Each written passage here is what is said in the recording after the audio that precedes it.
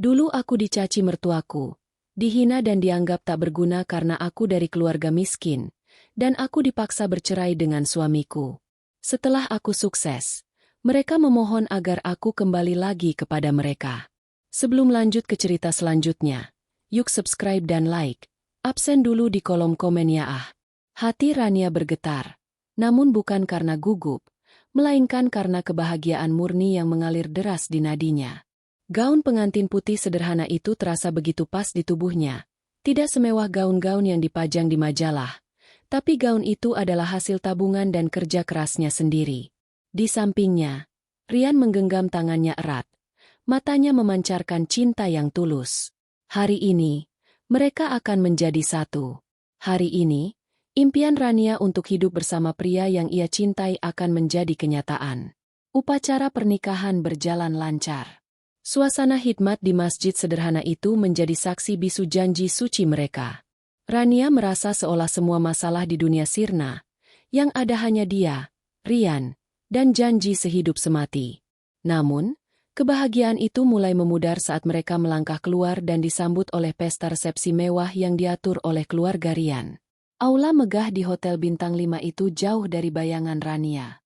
Langit-langit tinggi, lampu-lampu kristal berkilauan, dan deretan tamu berbusana mahal yang memandangnya dengan tatapan aneh. Di tengah kemewahan itu, Rania merasa seperti setitik debu. Rian, yang menyadari kegelisahan Rania, berbisik, "Jangan khawatir, sayang. Ada aku di sini." Rania tersenyum, tapi hatinya tidak sepenuhnya tenang. Ia tahu, di balik kemewahan ini, ada tembok tebal yang memisahkan dunianya dengan dunia keluarga Rian. Tembok itu adalah pandangan dingin dari Ibu Rina, sang ibu mertua. Ibu Rina, dengan gaun malam yang berkilau, berdiri di samping suaminya, menyambut tamu-tamu terhormat dengan senyuman lebar. Namun, begitu matanya bertemu dengan Rania, senyum itu menghilang. Tatapannya menusuk, seolah-olah Rania adalah noda yang mengotori permadani bersih miliknya. "Akhirnya, menantu baruku," sapanya dengan nada datar. Suaranya terdengar merendahkan. "Semoga kamu bisa menyesuaikan diri dengan kehidupan kami yang jauh lebih layak." Rania hanya bisa tersenyum kaku dan mengangguk.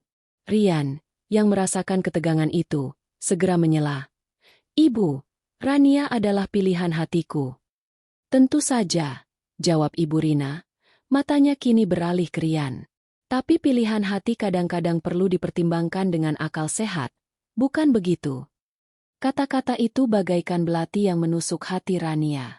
Selama ini, ia hanya pernah mendengar tentang betapa kaya raya dan berpengaruhnya keluarga Rian. Ia tidak pernah membayangkan betapa dingin dan angkuhnya mereka.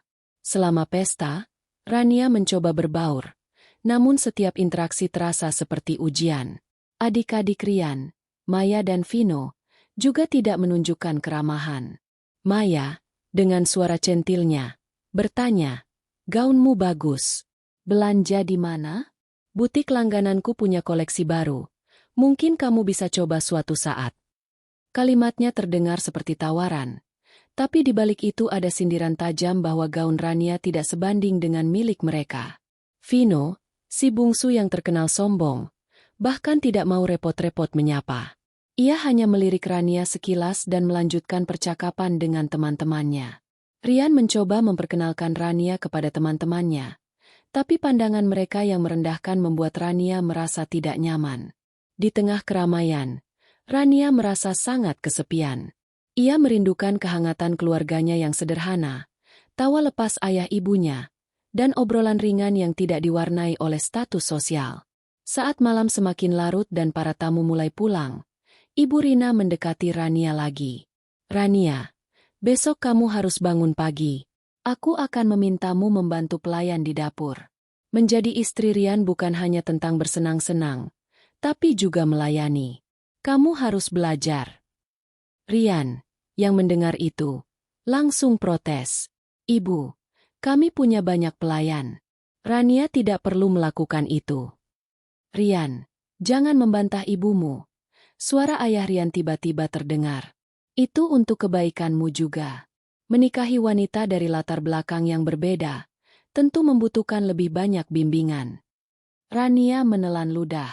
Kata-kata, latar belakang yang berbeda, itu menusuknya lebih dalam daripada caci maki apapun. Di mata mereka, ia adalah aib, kesalahan yang harus diperbaiki, bukan bagian dari keluarga. Malam itu, Rania tidak bisa tidur. Ia berbaring di tempat tidur mewah di kamar megah. Namun yang ia rasakan hanya dingin. Dingin dari pandangan mata yang menghakimi, dingin dari kata-kata yang menusuk, dan dingin dari kenyataan bahwa cintanya dengan Rian ternyata tidak cukup kuat untuk mencairkan es di hati keluarga suaminya. Ia menoleh ke arah Rian yang sudah terlelap di sampingnya. Rian adalah satu-satunya jembatan antara dua dunia ini. Namun, apakah jembatan itu cukup kokoh untuk menahan gelombang penghinaan yang akan datang? Rania memejamkan mata, membiarkan air matanya membasahi bantal sutra. Pernikahan yang ia impikan ternyata hanyalah awal dari sebuah pertempuran yang berat. Pertempuran yang harus ia hadapi sendirian. Matahari pagi di rumah megah keluarga Rian terasa begitu dingin. Di tengah kemewahan yang mengelilinginya, Rania merasa seperti berada di dalam sangkar emas. Pagi pertama sebagai menantu di rumah itu dimulai dengan permintaan Ibu Rina yang seolah menampar kenyataan, membantu para pelayan. Rania, dengan hati yang berat, menuruti perintah itu. Ia turun ke dapur, yang ukurannya 2 kali lipat dari rumah orang tuanya, dan mendapati para pelayan memandangnya dengan tatapan kasihan. Mereka tahu persis siapa Rania, dan mengapa ia ada di sana. Nyonya Rania, tidak perlu repot-repot. Biar kami saja yang mengerjakan, ucap salah satu pelayan dengan sopan. Namun, Rania menggeleng. Tidak apa-apa, saya hanya ingin membantu. Anggap saja saya sedang belajar. Belajar, kata itu seolah menjadi mantra bagi Rania. Di mata Ibu Rina, ia adalah seorang murid yang harus dididik ulang, dibentuk menjadi menantu yang layak. Sejak hari itu, kehidupan Rania berubah menjadi serangkaian ujian tak berujung. Setiap hari, ada saja hal yang salah di mata Ibu Rina.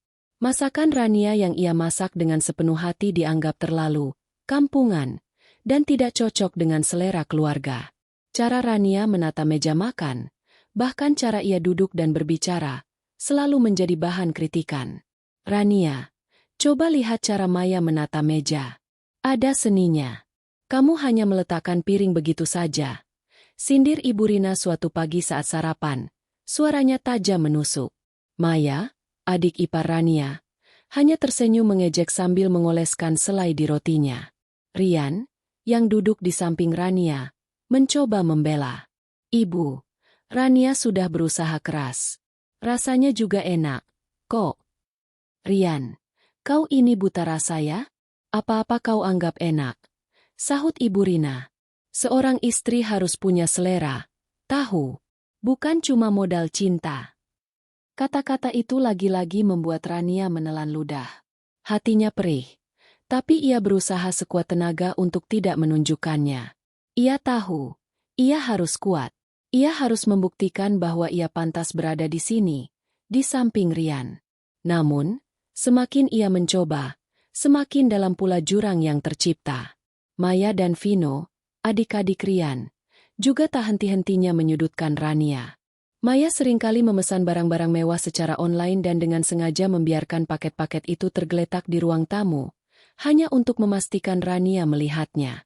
Oh, ini tas baru dari Paris. Harganya lumayan. Aku yakin kamu tidak akan bisa membelinya dalam seumur hidup, katanya suatu sore, dengan nada yang seolah-olah bersimpati.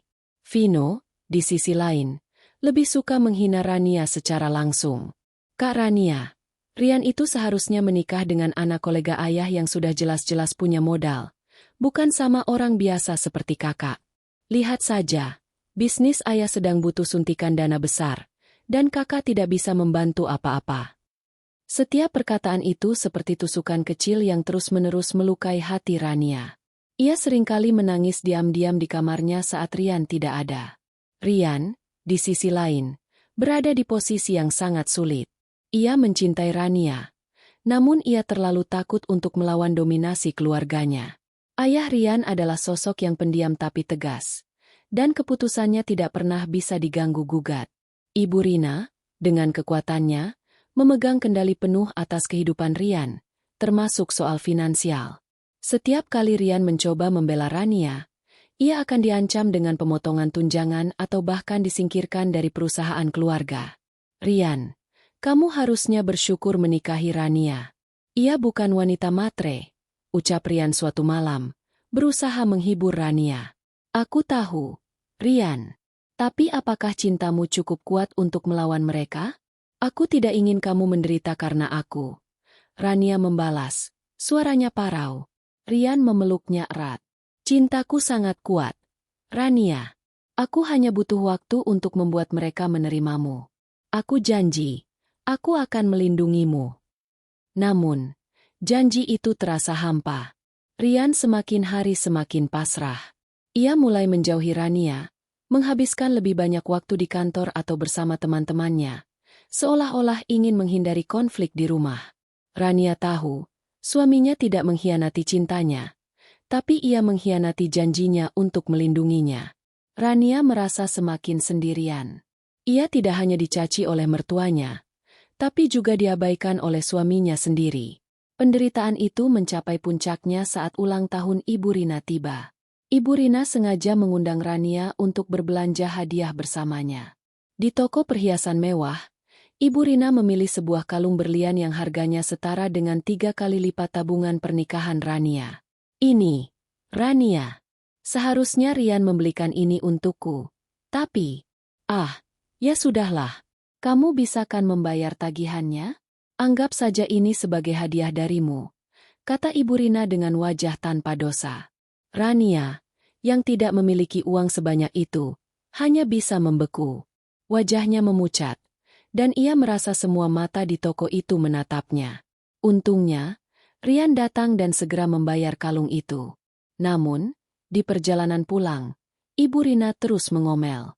Lihatlah menantumu, Rian. Begitu miskinnya sampai tidak bisa membelikan hadiah ulang tahun untuk ibu mertuanya. Benar-benar memalukan.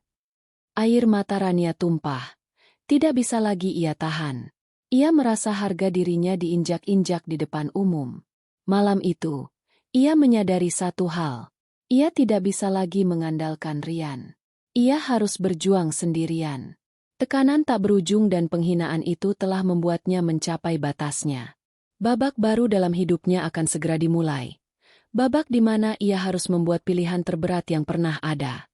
Malam setelah insiden memalukan di toko perhiasan, rumah megah itu terasa lebih sunyi dari biasanya. Keheningan yang mencekam, seolah menanti badai yang tak terhindarkan. Rania, dengan mata sembab dan hati yang hancur, duduk di pinggir tempat tidur. Ia tidak lagi menangis.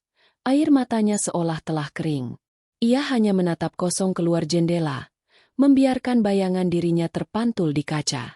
Ia melihat sosok yang rapuh, yang telah kehilangan dirinya sendiri di tengah lautan hinaan dan pengabaian. Ia menunggu, namun ia tidak tahu apa yang ia tunggu. Rian, yang baru saja kembali dari pertemuan dengan ayahnya, masuk ke kamar dengan langkah gontai. Wajahnya pucat pasi dan tatapannya penuh dengan kekhawatiran. Ia menghindari tatapan Rania, seolah takut akan apa yang akan ia lihat di mata istrinya. Ia duduk di sofa, memijit pelipisnya, tampak seperti seseorang yang baru saja menghadapi pertempuran sengit. Rian, ada apa? Tanya Rania, suaranya pelan dan bergetar. Rian menggeleng, tidak menjawab. Ia terlalu lelah, terlalu takut. Ia tahu bahwa ia telah gagal. Ia telah berjanji untuk melindungi Rania, namun ia gagal. Ia gagal untuk membela Rania dari ibunya. Ia gagal untuk menghentikan hinaan-hinaan yang terus-menerus dilontarkan. Dan sekarang, ia gagal untuk menjadi suami yang kuat. Kegagalannya membuat ia merasa malu di hadapan istrinya sendiri. Di ruangan lain, Ibu Rina dan suaminya, Ayah Wibowo, sedang berhadapan. Ayah Wibowo duduk di kursi kerjanya. Wajahnya datar namun matanya tajam. Sementara Ibu Rina, dengan ekspresi dingin dan tegas, berdiri di hadapannya. Sudah cukup, Wibowo. Aku tidak bisa membiarkan ini berlanjut, ucap Ibu Rina. Kita sedang berada di masa sulit. Bisnis kita terancam. Kita butuh Rian untuk mengambil alih kendali penuh, untuk menunjukkan kepada para investor bahwa keluarga kita stabil. Tapi bagaimana ia bisa melakukannya jika ia terus-menerus disibukkan dengan istri miskinnya itu? Ayah Wibowo mendengarkan dengan tenang. Matanya menatap tajam pada Ibu Rina. Apa yang kau inginkan, Rina? Aku ingin ia memilih, jawab Ibu Rina. Ia harus memilih antara Rania atau seluruh warisan, dan posisinya di perusahaan. Aku sudah lelah melihatnya lemah dan tidak tegas. Jika ia tidak bisa membuat keputusan yang sulit, ia tidak pantas memimpin perusahaan ini. Rian mencintai Rania, jawab Ayah Wibowo. Kau tahu itu. Cinta? Cinta tidak bisa membayar tagihan, Wibowo, kata Ibu Rina, suaranya meninggi. Cinta tidak bisa menyelamatkan perusahaan ini. Cinta tidak bisa memberiku cucu yang punya bibit unggul. Kau pikir Rian akan bahagia jika ia jatuh miskin? Ia tidak pernah tahu apa itu kesulitan. Kau yang sudah memanjakannya, dan sekarang kau harus menjadi orang yang membuatnya menjadi dewasa. Ayah Wibowo tidak menjawab. Ia tahu, di balik semua keangkuhan Ibu Rina, ada kekhawatiran yang mendalam akan masa depan keluarga mereka. Ia juga tahu bahwa Ibu Rina benar. Rian terlalu lembut, terlalu pasif. Ayah Wibowo melihat di diri Rian seorang anak laki-laki yang belum siap untuk menghadapi kenyataan kejam dunia bisnis. Dan jika ia tidak bisa memilih antara cintanya dan tanggung jawabnya, ia akan kehilangan segalanya. Keesokan harinya, Rian dipanggil ke ruang kerja ayahnya. Ruangan itu terasa begitu sempit dan menyesakan, seolah seluruh beban dunia diletakkan di pundaknya. Ayah Wibowo menatap Rian dengan tatapan yang sulit diartikan. Rian, ucap Ayah Wibowo dengan suara berat. Ibumu benar. Kau harus membuat pilihan. Rian menatap ayahnya. Matanya penuh dengan kebingungan. Pilihan apa, Ayah? Pilihan antara Rania, atau seluruh warisan, dan posisimu di perusahaan. Kami tidak akan membiarkanmu merusak semua yang telah kami bangun selama puluhan tahun. Kami tidak akan membiarkanmu jatuh miskin karena pilihanmu. Jika kau memilih Rania, kau akan hidup dengan upah yang kau dapat dari pekerjaan apapun yang bisa kau temukan. Kau akan kehilangan semua yang kau miliki sekarang. Tapi jika kau memilih kami, Rania harus pergi. Ayah, aku tidak bisa, Rian berbisik. Matanya berkaca-kaca. Kau harus bisa, Rian. Jika tidak, kau akan kehilangan semuanya. Kami tidak akan membiarkanmu memilih Rania. Kami sudah memutuskan, kata Ayah Wibowo, suaranya tegas dan tanpa kompromi. Kami akan mengurus perceraianmu, dan kami akan mencarikanmu istri yang lebih baik, yang bisa membantumu, bukan menjadi beban. Mendengar kata-kata itu, Rian merasa dunia di sekelilingnya runtuh. Pilihan itu bukan pilihan sama sekali. Itu adalah sebuah hukuman. Ia tahu, ia tidak akan bisa hidup tanpa dukungan finansial keluarganya. Ia tidak tahu bagaimana caranya hidup miskin, bagaimana caranya bekerja keras untuk mendapatkan sepeser uang. Ia tidak tahu apa-apa selain hidup dalam kemewahan. Ia adalah anak manja yang hanya tahu bagaimana menghabiskan uang, bukan bagaimana cara mencarinya. Dengan hati yang hancur, ia kembali ke kamar, di mana Rania masih duduk di tempat yang sama, menunggu. Ia mencoba untuk berbicara, tapi tenggorokannya tercekat. Rian? Tanya Rania, melihat suaminya yang terlihat seperti mayat hidup. Rian tidak menjawab. Ia hanya menundukkan kepala, membiarkan rambutnya menutupi wajahnya. Rania tahu, dari kebisuan itu, dari kegundahan yang terpancar dari suaminya, bahwa sesuatu yang buruk telah terjadi. Apa yang mereka katakan? Tanya Rania lagi. Suaranya kini terdengar lebih kuat. Apakah ini tentang kita? Rian mengangkat kepalanya. Matanya kini dipenuhi dengan air mata. Rania, mereka. Namun, Rian tidak bisa menyelesaikan kalimatnya. Ia tahu, begitu kata-kata itu terucap, segalanya akan berakhir. Kehidupan yang ia miliki, kehidupan yang Rania impikan, semua akan sirna. Kamar itu diselimuti kebisuan yang berat. Hanya terdengar isak tangis Rian yang tertahan. Ia akhirnya mengangkat kepalanya. Air mata membasahi pipinya. Rania, mereka memaksaku untuk memilih. Suara Rian parau, penuh dengan keputusasaan. Rania, yang sudah menduga sesuatu yang buruk, kini merasakan jantungnya berhenti berdetak. Ia menatap Rian, menunggu kalimat yang akan menghancurkan hidupnya. Mereka mengancam akan mencabut semua yang kumiliki, lanjut Rian, dengan suara yang lebih pelan. Posisiku di perusahaan, warisan, semuanya. Mereka bilang, aku harus memilih antara semua itu atau... Ia tidak sanggup menyelesaikan kalimatnya. Atau aku harus pergi. Rania menyelesaikan kalimat Rian. Suaranya tenang namun menusuk. Bukan karena ia tidak terluka. Tapi karena luka itu begitu dalam hingga ia tidak bisa lagi merasakan apa-apa selain kekosongan. Rian mengangguk. Matanya dipenuhi rasa bersalah yang tak terhingga. Rania, aku tidak tahu harus berbuat apa. Aku tidak bisa. Kamu tidak bisa hidup tanpa mereka, potong Rania. Kalimat itu bukan pertanyaan, tapi sebuah pernyataan dingin yang mematikan. Rania tahu. Sejak awal Rian tidak akan pernah bisa melawan keluarganya. Ia melihat suaminya yang dulu ia puja sebagai pahlawan. Kini hanya seorang anak kecil yang terlalu takut untuk kehilangan kenyamanan hidupnya. Pengkhianatan itu tidak datang dari kata-kata perceraian, melainkan dari kenyataan pahit bahwa cinta Rian tidak sebesar ancaman keluarganya. Malam itu, mereka berdua terdiam dalam kamar yang penuh dengan kenangan. Rania membayangkan kembali hari-hari awal pernikahan mereka. Senyuman Rian, janji-janji yang diucapkannya.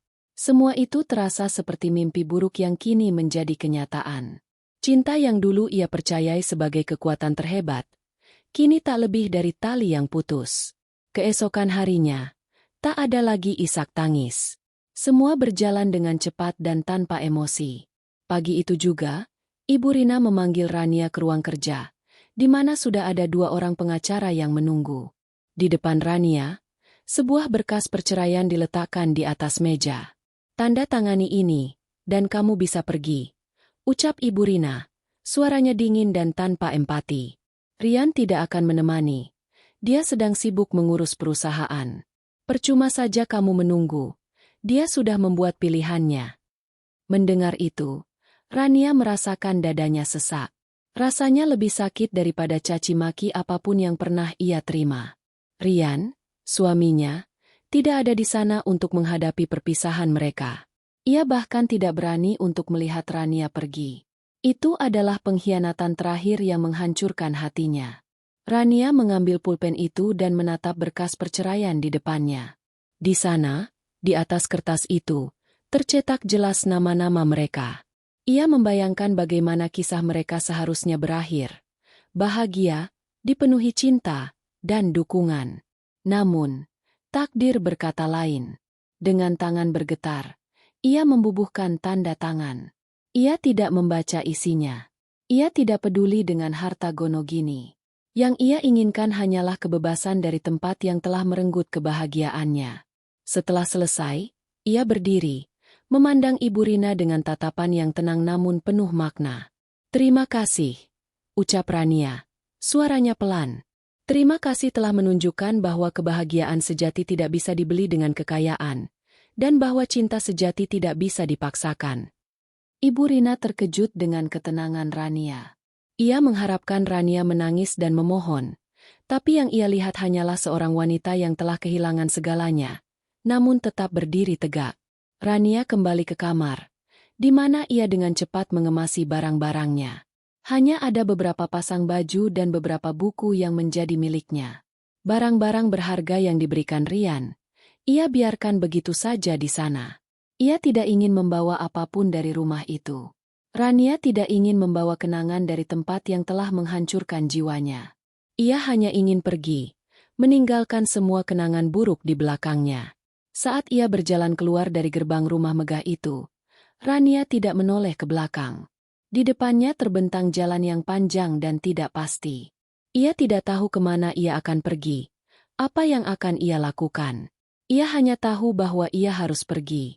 Di dalam dirinya, ada rasa sakit yang luar biasa, tapi di balik rasa sakit itu, ada api kecil yang mulai menyala. Api itu adalah tekad. tekad untuk membuktikan bahwa mereka salah. Ia tidak akan membiarkan hinaan dan pengkhianatan ini menghancurkannya. Ia akan bangkit, ia akan sukses, dan ia akan menunjukkan kepada mereka bahwa ia jauh lebih berharga daripada apapun yang bisa mereka bayangkan. Gerimis mulai turun saat Rania melangkah di jalanan kota yang ramai. Dinginnya air hujan terasa sejuk di kulit, namun tidak mampu memadamkan api luka yang membakar hatinya. Ia berjalan tanpa tujuan. Air mata kini bercampur dengan rintik hujan. Tas kecil yang ia bawa adalah satu-satunya harta yang ia miliki. Di dalamnya, ada beberapa lembar pakaian, buku-buku yang ia sayangi, dan foto lama orang tuanya. Ia tidak membawa ponsel, tidak ada uang, hanya ada dirinya dan kehancuran yang ia rasakan. Malam itu, Rania mencari tempat berteduh. Ia menemukan sebuah bangku di halte bus yang sepi, meringkuk di sana, membiarkan dinginnya malam menusuk tulang. Perutnya keroncongan, namun ia tidak punya uang sepeser pun. Semua uang tabungannya, uang hasil jerih payahnya, ia berikan kepada Rian untuk biaya pernikahan. Ia tidak pernah meminta ganti rugi, karena ia pikir cinta adalah bayaran yang cukup. Kini, ia tahu betapa salahnya ia. Cinta tidak bisa membayar sewa, cinta tidak bisa membeli makanan, dan cinta tidak bisa menyembuhkan luka yang menganga. Hari-hari berikutnya adalah neraka bagi Rania. Ia tidur di emperan toko, makan dari sisa makanan yang dibuang, dan mandi di toilet umum. Setiap pagi, ia bangun dengan tubuh yang pegal dan hati yang kosong. Setiap malam, ia tidur dengan perut yang kosong dan pikiran yang penuh dengan kenangan pahit. Ia teringat caci maki ibu mertuanya. "Kamu itu tidak berguna. Kamu itu hanya beban. Kamu itu tidak bisa apa-apa." Setiap kata itu kini terngiang-ngiang di telinganya. Di tengah keputusasaannya, Rania berpikir untuk menyerah. Ia merasa dunia begitu kejam, dan ia tidak memiliki kekuatan untuk melawannya. Namun, saat ia melihat wajahnya di genangan air hujan, ia melihat sesuatu yang berbeda. Ia melihat mata yang penuh dengan tekad. Mata itu bukanlah mata seorang wanita yang menyerah, melainkan mata seorang wanita yang sedang mengumpulkan kekuatannya. Saat itu juga, Rania teringat perkataan ayahnya. Hidup itu seperti pohon. Kadang-kadang, kita harus memotong dahan yang layu agar pohon itu bisa tumbuh lebih kuat. Rania mengerti. Masa lalunya yang pahit adalah dahan yang layu itu. Ia harus membuangnya, melupakannya, dan memulai hidup baru. Bukan demi membuktikan kepada orang lain, tapi demi dirinya sendiri. Ia harus bangkit. Ia harus menjadi wanita yang kuat, yang mandiri, dan yang tidak bisa dihancurkan oleh siapapun. Dengan tekad yang membara, Rania mencari pekerjaan. Ia tidak malu. Ia tidak peduli apa yang akan orang katakan. Ia hanya ingin bertahan hidup. Ia bekerja sebagai pelayan di warung makan, membersihkan piring, menyapu lantai, dan melayani pelanggan dengan senyuman. Ia bekerja dengan keras, tanpa mengeluh. Di malam hari, ia mengambil pekerjaan sampingan, membuat kerajinan tangan dari sisa-sisa kain yang ia temukan. Ia menyulam, menjahit, dan merangkai manik-manik. Ia tidak tahu mengapa, tapi ia merasa damai saat melakukan itu. Kerajinan tangan itu adalah cerminan hatinya, sebuah karya yang sederhana, namun penuh dengan cinta dan ketulusan. Rania menyadari bahwa ia memiliki bakat tersembunyi. Ia mulai menjual kerajinan tangannya di pasar loak. Awalnya, tidak ada yang tertarik. Namun, ia tidak menyerah. Ia terus mencoba, terus berinovasi, dan terus belajar. Perlahan-lahan, kerajinan tangannya mulai menarik perhatian. Para pembeli menyukai detail dan ketulusan yang ia berikan pada setiap karyanya. Mereka melihat bukan hanya sebuah kerajinan, tapi juga sebuah cerita. Hari-hari Rania kini dipenuhi dengan pekerjaan. Ia bekerja dari pagi hingga larut malam, namun ia tidak merasa lelah. Setiap hari, ia merasa semakin kuat, semakin percaya diri. Ia tidak lagi melihat dirinya sebagai korban, melainkan sebagai seorang pejuang. Ia tidak lagi melihat dirinya sebagai wanita yang rapuh, melainkan sebagai wanita yang berani. Ia tahu, ia masih memiliki jalan yang panjang di depannya, tapi ia tidak takut. Ia tidak akan pernah lagi membiarkan siapapun untuk merendahkannya, untuk menghinanya, atau untuk membuatnya merasa tidak berharga. Karena kini, ia tahu, ia adalah Rania. Ia adalah wanita yang berharga, yang kuat, dan yang berani. Tekad Rania kini tak lagi hanya menjadi bara yang membakar hatinya, melainkan api yang menyala terang, menerangi setiap langkahnya. Setelah melewati masa-masa sulit di jalanan, ia kini menemukan tempat tinggal sederhana di sebuah kontrakan kecil. Dindingnya yang usang dan atapnya yang bocor tidak sebanding dengan kemegahan rumah Rian. Namun bagi Rania, tempat itu terasa seperti istana pribadinya. Disinilah ia bisa menjadi dirinya sendiri, tanpa caci maki dan pandangan menghina. Disinilah ia bisa membangun kembali kehidupannya, sepotong demi sepotong. Dengan uang hasil jerih payahnya dari bekerja di warung makan, Rania mulai membeli bahan-bahan dasar untuk kerajinan tangannya. Bukan bahan mewah, hanya sisa-sisa kain dari penjahit, manik-manik bekas, dan benang yang ia temukan. Ia menyulap benda-benda tak berharga itu menjadi aneka kerajinan tangan yang indah, dompet kain yang dihias dengan sulaman bunga, gantungan kunci dari manik-manik, dan hiasan dinding dari kain perca. Setiap jahitan, setiap sulaman, adalah cerminan dari semangatnya yang tak pernah padam. Awalnya, Rania menjual kerajinan tangannya di pasar loak. Ia menggelar tikar kecil di pinggir jalan, menunggu pembeli datang. Banyak orang yang hanya lewat, melirik sebentar, lalu pergi. Namun, Rania tidak menyerah. Ia terus tersenyum, terus menawarkan dagangannya. Ini dompet buatan tangan, Nona. Cocok untuk hadiah ulang tahun. Katanya dengan ramah. Ini gantungan kunci. Bapak, bisa digantung di tas atau kunci motor. Kesabarannya berbuah manis. Suatu hari, seorang ibu muda yang sedang lewat tertarik pada dompet buatan Rania. Ia memegang dompet itu, melihat setiap detail sulaman dengan saksama. Indah sekali. Ini kamu yang buat sendiri? Tanyanya. Iya, Ibu, jawab Rania. Saya buat semuanya dengan tangan. Ibu itu tersenyum dan membeli dompet itu. Itu adalah penjualan pertama Rania. Meskipun untungnya tidak seberapa, Rania merasa sangat bahagia. Ia tahu, inilah jalannya. Ia akan menjadi pengusaha, bukan demi kekayaan, tapi demi kebebasan dan harga dirinya. Dari satu pembeli, menjadi 2, lalu 3, dan seterusnya. Rania mulai mendapatkan pelanggan setia. Mereka tidak hanya membeli produknya, tetapi juga menyukai kisahnya. Mereka melihat ketulusan dan kerja keras di setiap karya Rania. Mereka tahu, di balik kerajinan tangan yang sederhana ini, ada seorang wanita yang berjuang untuk bangkit dari keterpurukan. Rania menyadari bahwa ia butuh nama untuk usahanya. Ia ingin nama yang sederhana, namun penuh makna. Setelah berpikir panjang, ia memutuskan untuk menamainya Rania S. Handcrafts. Bukan nama yang mewah, tapi nama itu adalah dirinya. Itu adalah cerminan dari identitasnya yang ia bangun dari nol. Bisnis, Rania S. Handcrafts, mulai berkembang. Rania tidak lagi hanya menjual di pasar loak. Ia mulai menjualnya secara online, menggunakan media sosial untuk mempromosikan produknya. Dengan bantuan beberapa pelanggan setianya, ia membuat akun media sosial dan mengunggah foto-foto kerajinan tangannya. Responnya sangat luar biasa.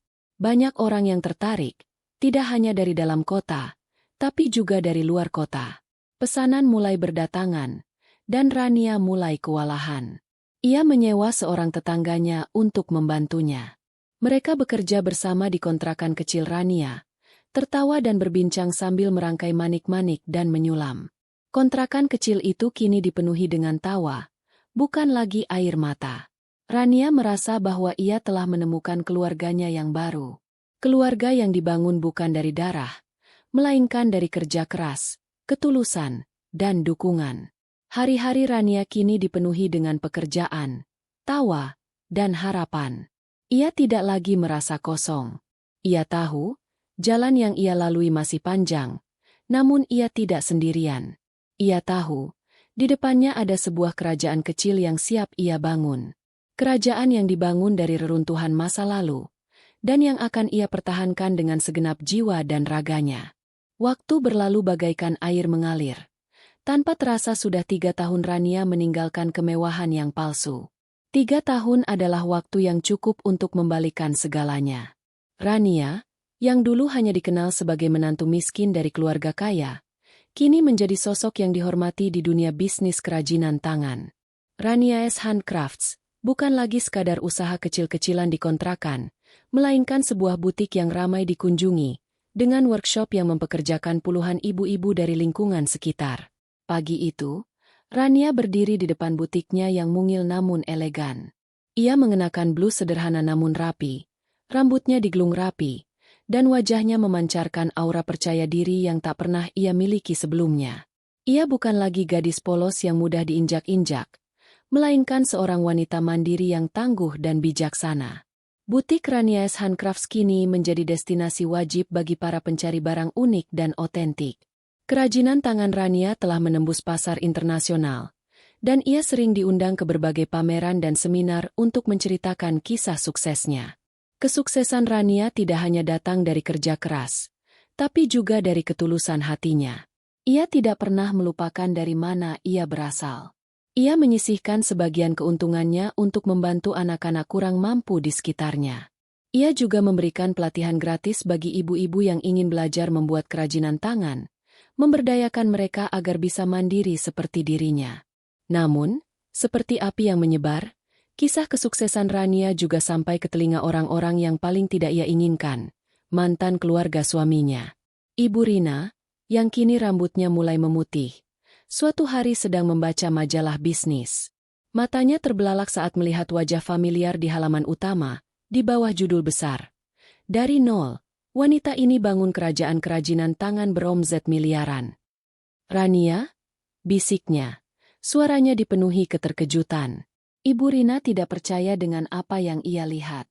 Ia membaca artikel itu berkali-kali, seolah ingin memastikan bahwa ia tidak salah lihat. Di artikel itu, Rania menceritakan kisahnya, bukan dengan dendam, melainkan dengan ketenangan. Ia menceritakan bagaimana ia kehilangan segalanya dan bagaimana ia bangkit dari keterpurukan. Namun, ia tidak menyebutkan nama Rian atau keluarga Rian, seolah-olah mereka tidak pernah ada dalam hidupnya. Sementara itu, bisnis keluarga Rian sedang berada di ambang kehancuran. Rian, yang kini mengambil alih perusahaan, tidak mampu mengelola bisnis dengan baik. Ia terlalu bergantung pada saran orang lain dan tidak memiliki jiwa kepemimpinan. Utang menumpuk, investor menarik diri, dan para karyawan mulai resah. Ibu Rina dan Ayah Wibowo harus menjual beberapa aset mereka untuk menutupi kerugian. Namun itu tidak cukup. Kemewahan yang dulu mereka miliki, kini perlahan-lahan sirna. Suatu malam, Ibu Rina dan Ayah Wibowo makan malam dalam diam. Suasana di meja makan sangat berbeda dari dulu. Tidak ada lagi tawa atau obrolan ringan. Yang ada hanya keheningan yang menyakitkan. Kita salah, bisik Ibu Rina tiba-tiba. Matanya berkaca-kaca. Ayah Wibowo menatapnya. Salah apa, Rina? Tentang Rania, jawab Ibu Rina. Suaranya bergetar. Kita salah menilainya. Kita membuangnya karena ia miskin. Tapi kini, ia menjadi lebih kaya dari kita. Kita membuang keberuntungan kita, Wibowo. Kita membuang Rania yang bisa saja menjadi penyelamat kita. Air mata Ibu Rina tumpah. Ia menyesali semua perbuatannya, semua caci maki yang ia berikan, semua hinaan yang ia lontarkan. Ia melihat Rania bukan lagi sebagai aib, melainkan sebagai seorang malaikat yang telah mereka buang. Ia tahu, di hati kecilnya, ia masih memiliki harapan. Harapan bahwa Rania, yang kini sukses dan berkuasa, akan bersedia kembali kepada mereka. Ibu Rina dan Ayah Wibowo tidak tahu bahwa di mata Rania, mereka hanyalah bagian dari masa lalu yang ia relakan untuk pergi. Mereka tidak tahu bahwa kesuksesan Rania bukanlah untuk membalas dendam, melainkan untuk membuktikan kepada dirinya sendiri bahwa ia berharga. Dan kini, saat mereka berada di ambang kehancuran, Rania tidak akan menjadi penyelamat mereka. Karena Rania telah menemukan kebahagiaannya sendiri, dan ia tidak akan kembali ke masa lalu yang menyakitkan. 2 tahun setelah artikel tentang Rania terbit, kehancuran keluarga Wibowo bukan lagi sebuah ancaman, melainkan kenyataan pahit yang harus mereka telan. Perusahaan yang didirikan dengan susah payah oleh ayah Wibowo selama puluhan tahun kini berada di ambang kebangkrutan. Rian, sebagai pemimpin perusahaan, gagal total. Ia terlalu pasif, tidak memiliki visi, dan selalu mengambil keputusan yang salah karena takut mengambil risiko. Utang perusahaan menumpuk seperti gunung, dan para investor yang dulu memuja keluarga Wibowo kini satu persatu menarik diri. Mobil-mobil mewah yang dulu berjejer di garasi kini tinggal kenangan. Rumah megah mereka kini sepi, dan para pelayan yang dulu banyak kini hanya tersisa beberapa orang. Suasana di rumah itu berubah drastis. Tidak ada lagi pesta mewah, tidak ada lagi tawa riang. Yang ada hanya keheningan yang mencekam dan rasa penyesalan yang mendalam. Di sisi lain, Ibu Rina dan Ayah Wibowo berusaha sekuat tenaga untuk menyelamatkan perusahaan. Mereka menjual perhiasan-perhiasan mahal, aset-aset berharga, dan bahkan beberapa properti mereka. Namun, semua itu tidak cukup. Bisnis yang dibangun di atas kesombongan dan keangkuhan kini runtuh karena kurangnya fondasi yang kuat. Ibu Rina, yang dulu selalu tampil elegan dan berwibawa, kini terlihat kuyu dan lelah. Kerutan di wajahnya semakin dalam, dan matanya tidak lagi memancarkan keangkuhan, melainkan ketakutan. Ia seringkali menangis diam-diam di kamarnya, menyesali semua perbuatannya di masa lalu. Ia teringat bagaimana ia menghina Rania, bagaimana ia memaksakan perceraian, dan bagaimana ia membuang keberuntungan yang sebenarnya sudah ada di depan matanya. "Ini semua salahku," bisik Ibu Rina suatu malam kepada suaminya. "Jika saja dulu kita tidak menghina Rania, jika saja kita tidak memaksakan Rian untuk berpisah dengannya, mungkin semua ini tidak akan terjadi." Ayah Wibowo tidak menjawab. Ia hanya mengangguk, menyetujui perkataan istrinya. Ia tahu, Rania adalah malaikat yang telah mereka buang. Rania adalah wanita yang tangguh, cerdas, dan penuh dengan ide-ide kreatif. Jika saja Rania masih berada di sisi Rian, mungkin perusahaan mereka tidak akan mengalami kehancuran ini. Sementara itu, Rian semakin terpuruk. Ia tidak hanya gagal sebagai pengusaha, tapi juga gagal sebagai anak. Ia tidak mampu menyelamatkan perusahaan yang dibangun oleh ayahnya. Ia merasa malu, merasa tidak berguna. Ia teringat kata-kata Rania, "Cintamu tidak sebesar ancaman keluargamu." Kata-kata itu kini terngiang-ngiang di telinganya. Ia menyadari, ia telah mengorbankan cinta sejatinya demi sesuatu yang kini telah hancur. Ia tidak hanya kehilangan Rania, tapi juga kehilangan harga dirinya. Suatu sore, Rian yang putus asa pergi ke sebuah kafe. Ia melihat seorang wanita muda yang sedang makan bersama ibunya. Wanita itu tertawa lepas, dan matanya memancarkan kebahagiaan yang tulus. Rian teringat Rania, tawa riangnya, dan tatapan matanya yang penuh cinta. Rian sadar, ia telah kehilangan semua itu. Ia telah mengorbankan kebahagiaan sejati demi kemewahan yang kini tidak ada lagi. Di tengah kehancuran ini, keluarga Wibowo mulai mencari jalan keluar. Mereka tahu, mereka tidak bisa lagi mengandalkan Rian. Mereka tidak bisa lagi mengandalkan diri mereka sendiri. Mereka butuh bantuan, dan hanya ada satu orang yang mereka pikir bisa menolong mereka, Rania. Mereka tahu, Rania adalah satu-satunya orang yang bisa menyelamatkan mereka. Namun, mereka tidak tahu apakah Rania mau memaafkan mereka, dan apakah Rania mau kembali kepada mereka. Seiring berjalannya waktu, kondisi finansial keluarga Wibowo semakin memburuk. Rumah megah yang dulu dipenuhi dengan kemewahan, kini terasa kosong dan tak bernyawa. Perusahaan yang merupakan kebanggaan keluarga, sekarang hanya tinggal menunggu waktu untuk diumumkan bangkrut. Ibu Rina, yang dulu selalu tampil angkuh dan berwibawa, kini terlihat putus asa. Ia menghabiskan sebagian besar waktunya dengan memandangi foto-foto lama, terutama foto pernikahan Rian dan Rania. "Kita salah, Wibowo," bisiknya suatu sore, saat melihat suaminya duduk termenung. "Kita membuang Rania, dan sekarang kita harus menanggung akibatnya. Aku yakin, hanya Rania yang bisa membantu kita." Ayah Wibowo, yang selama ini diam, Akhirnya angkat bicara. Tapi bagaimana, Rina? Dia sudah sukses. Dia sudah punya hidupnya sendiri. Mana mungkin dia mau kembali kepada kita setelah semua yang kita lakukan padanya? Aku akan mencarinya, ucap Ibu Rina dengan tekad yang membara. Aku akan memohon kepadanya. Aku tidak peduli jika ia menghinaku. Aku tidak peduli jika ia mengusirku. Aku hanya ingin ia kembali. Dengan tekad bulat, Ibu Rina mencari informasi tentang Rania. Setelah beberapa hari mencari, ia akhirnya menemukan alamat butik Rania S. Handcrafts yang terpampang di sebuah majalah bisnis. Dengan hati yang berdebar, ia pergi ke butik itu. Saat ia sampai di depan butik, Ibu Rina tertegun. Butik itu sederhana, namun memancarkan kehangatan dan keindahan yang tidak pernah ia lihat di butik-butik mewah yang biasa ia datangi.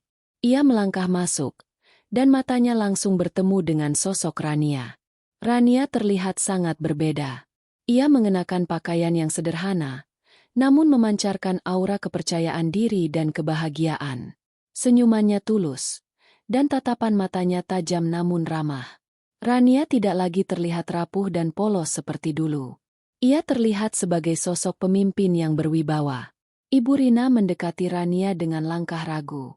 Rania, yang sedang berbincang dengan pelanggan, melihatnya dan terkejut. Ia tidak menyangka akan bertemu dengan mantan ibu mertuanya di sini, di butiknya sendiri. Rania? Panggil Ibu Rina. Suaranya bergetar.